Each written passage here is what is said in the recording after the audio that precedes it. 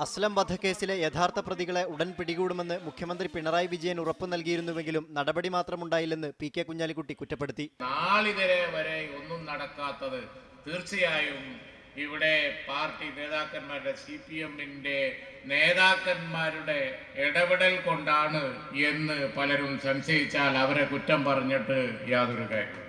നാദാപുരം മേഖലയിലെ സമാധാനം തകർക്കാൻ ചിലർ ശ്രമിക്കുകയാണെന്നും കുഞ്ഞാലിക്കുട്ടി പറഞ്ഞു.